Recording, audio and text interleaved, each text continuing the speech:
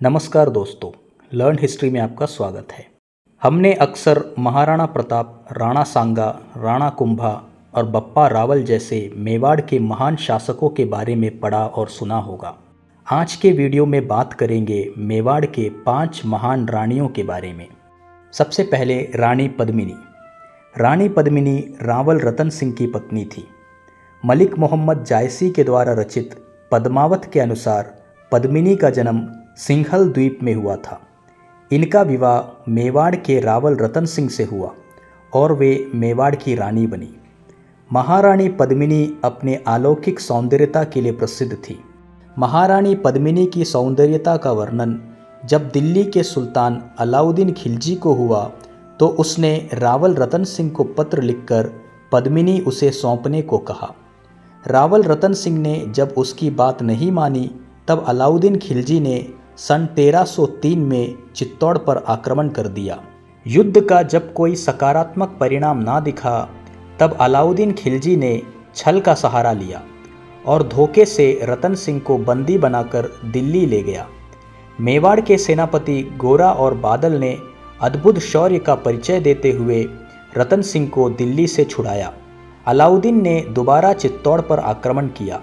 इस महायुद्ध में रावल रतन सिंह और मेवाड़ की सारी सेना खिलजी सेना से लड़ते हुए वीरगति को प्राप्त कर गए।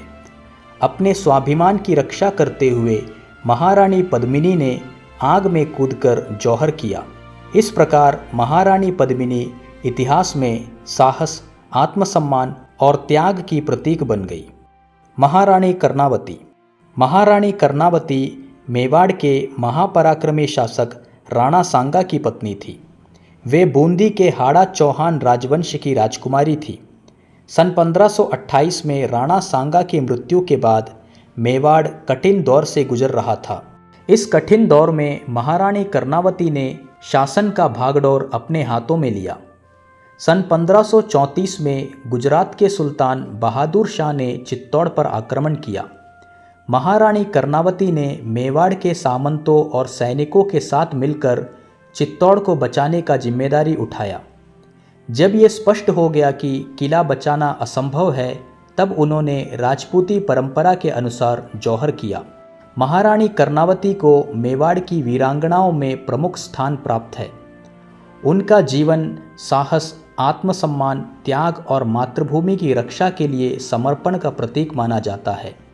महारानी हंसाबाई। महारानी हंसाबाई महाराणा लाखा की पत्नी थी। वे मारवाड़ के राठौड़ राजवंश की राजकुमारी थी। लोकप्रिय ऐतिहासिक परंपरा के अनुसार प्रारंभ में उनका विवाह महाराणा लाखा के ज्येष्ठ पुत्र कुंवर चुंडा से प्रस्तावित था, परंतु परिस्थितियां बदलने से उनका विवाह स्वयं महाराणा लाखा से हुआ।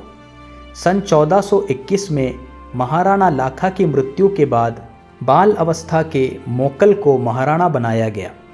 ऐसे में हंसाबाई ने राज्य के प्रशासन की जिम्मेदारी अपने हाथों में लिया। हंसाबाई ने अपने पुत्र मोकल और पौत्र महाराणा कुंभा के पालन पोषण और शिक्षा में भी महत्वपूर्ण भूमिका निभाया। महारानी हंसाबाई का नाम मेवाड़ के इतिहास में एक दूरदर्शी और प्रभावशाली महारानी के रूप में लिया जाता है। उन्होंने उत्तराधिकार के कठिन दौर में राज्य को स्थिर रखने में महत्वपूर्ण भूमिका निभाया। महारानी अजबदे। महारानी अजबदे मेवाड़ के महान शासक महाराणा प्रताप की पत्नी थी। इनका जन्म बिजौलिया में हुआ था। इनके पिता राव मामरक मेवाड़ के सामंत थे। सन 1557 में इनका विवाह कुंवर प्रताप के साथ हुआ। 1572 में महाराणा प्रताप के राज्याभिषेक के बाद अजबदे मेवाड़ की महारानी बनी। मुगलों के विरुद्ध संघर्ष के कठिन दौर में इन्होंने महाराणा प्रताप का मनोबल बढ़ाया। महारानी अजबदे महाराणा प्रताप के प्रमुख सलाहकारों में से एक थी। महारानी अजबदे को मेवाड़ की आदर्श महारानी माना जाता है। वे अपने सौम्य स्वभाव, बुद्धिमत्ता, धैर्य और त्याग के लिए प्रसिद्ध है। महारानी जयवंताबाई। महारानी जयवंताबाई महाराणा उदय सिंह की पत्नी और महाराणा प्रताप की माता थी। वे सोनगरा चौहान वंश की थी। उन्होंने कुंवर प्रताप को बचपन से ही स्वाभिमान, धर्म, वीरता और मातृभूमि की रक्षा के संस्कार दिए।